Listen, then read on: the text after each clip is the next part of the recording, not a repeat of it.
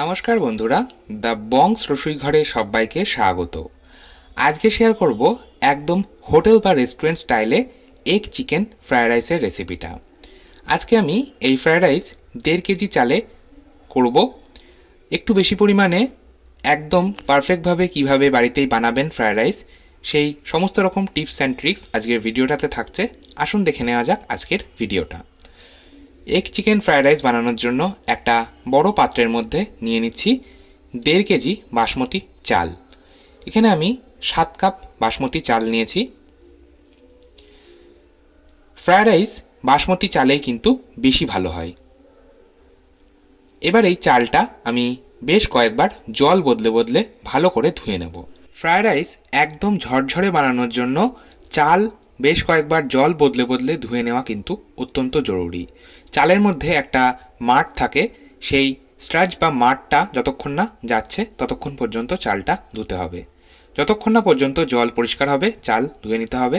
এবার আমি একটু বেশি পরিমাণে জল দিয়ে চাল 30 মিনিট ভিজিয়ে রাখছি। অন্যদিকে আমি এখানে নিয়ে নিয়েছি চিকেন। এখানে আমি 250 গ্রাম চিকেন নিয়েছি। চিকেনের পিসগুলো আমি দেখুন একটু লম্বা করে কেটেছি, একটু লক্ষ্য করুন। বোনলেস চিকেনের পিস আমি একটু লম্বা করে কেটেছি। এইভাবে চিকেন পিসগুলো যদি কাটা হয় তাহলে চিকেন সেদ্ধ হতে সময় কম লাগে আর দেখতেও ভালো লাগে।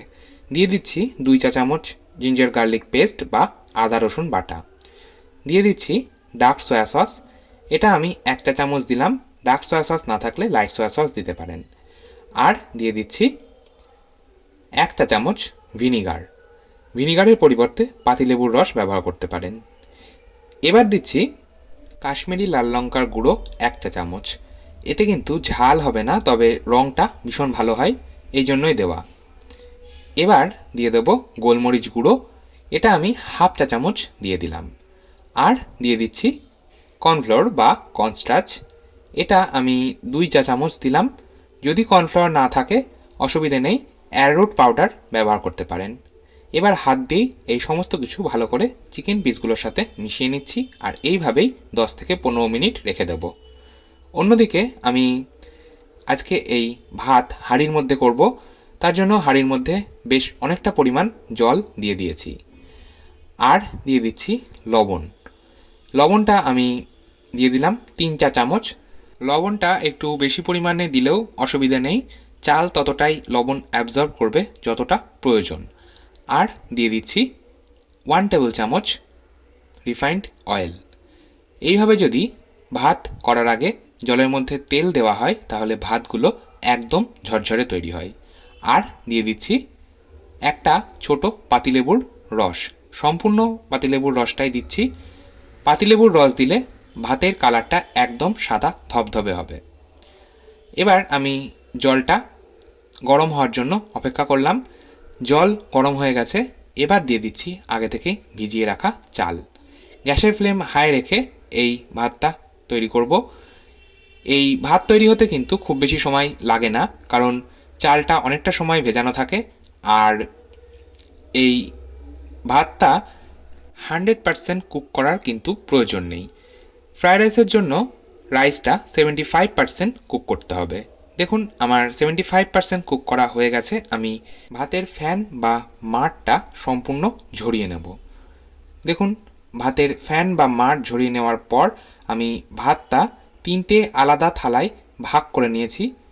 এইভাবে ভাত যদি একটু ছড়িয়ে রাখা হয় তাহলে ভাতটা ওভারকুক হয়ে যায় না আর একদম ঝরঝরে থাকে। চলে যাচ্ছি নেক্সট স্টেপে। ওভেনে আমি একটা বড় সাইজের কড়াই বসিয়ে দিয়েছি। যদি এইরকম বড় কড়াই আপনাদের কাছে না থাকে অসুবিধে নেই, আপনারা এই ফ্রায়েড রাইসটা 2 থেকে 3টে ভাগে করতে পারেন। সেটা কিভাবে করবেন আমি এর আগে একটা ফ্রায়েড রাইসের রেসিপি শেয়ার করেছিলাম, সেখানে দেখিয়ে দিয়েছি।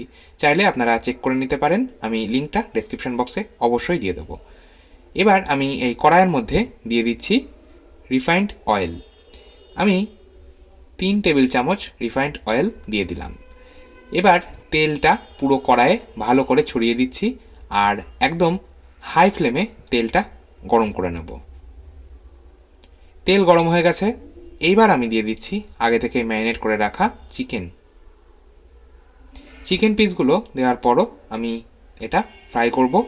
গ্যাসের ফ্লেমটা আমি মিডিয়ামে রেখেছি। হাই ফ্লেমে ফ্রাই করলে ওপরটা দ্রুত ফ্রাই হয়ে যেতে পারে। আমি দিয়ে দিলাম স্বাদ মতন লবণ। লবণটা অবশ্যই নিজেদের স্বাদ মতন ব্যবহার করবেন। ম্যাক্সিমাম 2 থেকে 2.5 মিনিট সময় লাগবে এই চিকেন পিসগুলো ফ্রাই করতে। চিকেন পিস ফ্রাই করে আমি আলাদা একটা পাত্রে তুলে নিলাম। এবার কড়াইয়ের মধ্যেই দেখুন তেল রয়ে গেছে। এর মধ্যেই আমি দিয়ে দেব আগে থেকেই ফাটিয়ে রাখা 3টে ডিম। আর ডিমের মধ্যে দিয়ে দিচ্ছি খুব সামান্য পরিমাণ একটু লবণ আর হাফ চা চামচ গোলমরিচ গুঁড়ো। এবার আমি এই ডিমটা স্ক্র্যাম্বলড এগ বা ডিমের ভুর্জি তৈরি করব। একটা দিক ভাজা হয়ে গেলে তারপর আমি অপর দিকটা ভেজে নিচ্ছি আর ডিমের ভুর্জি তৈরি করে নিলাম। ডিমের ভুর্জি তৈরি করার পর ওই একই কড়াইয়ের মধ্যে আমি আরও 3 টেবিল চামচ রিফাইন্ড অয়েল দিয়ে দিচ্ছি। তেলটা পুরো কড়াইয়ে ভালো করে আমি আবারও ছড়িয়ে নিলাম। তেল গরম হয়ে গেলে আমি দিয়ে দিচ্ছি রসুন কুচি। রসুনটা আমি একদম মিহি করে কুচিয়ে নিয়েছি 1 চা চামচ। আর দিয়ে দিচ্ছি 1 চা চামচ একদম মিহি করে কুচিয়ে নেওয়া আদা। আদা আর রসুন হালকা করে একটু ফ্রাই করার পর আমি দিয়ে দিলাম 2টো মিডিয়াম সাইজের পেঁয়াজ। পেঁয়াজটাও আমি ছোটো টুকরো করে কেটে নিয়েছি। পেঁয়াজটাও আমি ফ্রাই করব।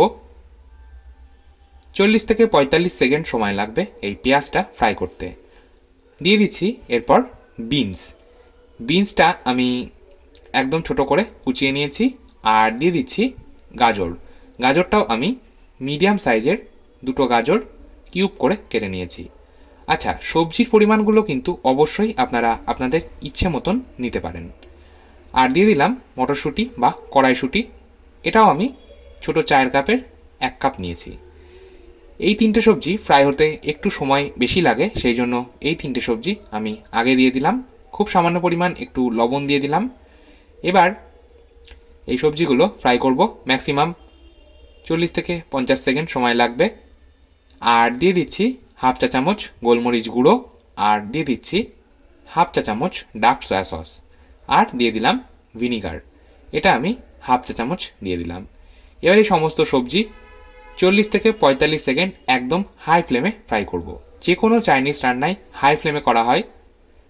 সবজিগুলো ফ্রাই করা হয়ে গেলে দিয়ে দিলাম একটা ছোট সাইজের ক্যাপসিকাম। ক্যাপসিকামটাও আমি এইরকম কিউব করে কেটে নিয়েছি।